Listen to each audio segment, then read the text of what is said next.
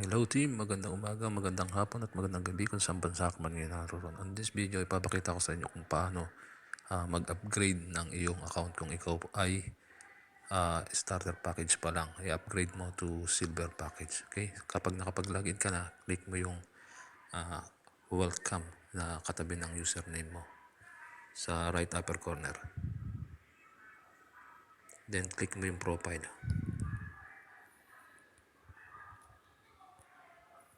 And then, yan, kapag nandun ka na sa profile mo, kailangan nakopya mo na yung code na ibinigay sa'yo ng code seller or ng iyong team leader.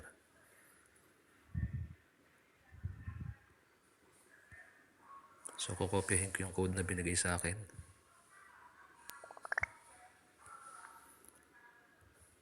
Then, balik lang ako doon sa aking account. Then, click ko yung upgrade. So, nakikita nyo dyan, starter pa lang siya.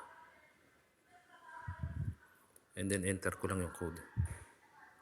Then, hold ko lang siya. Then, press. Then, click ko yung paste. And then, click yung upgrade now.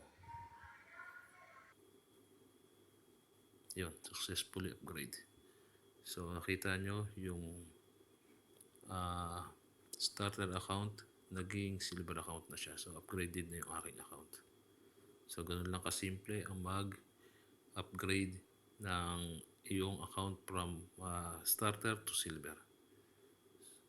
Okay?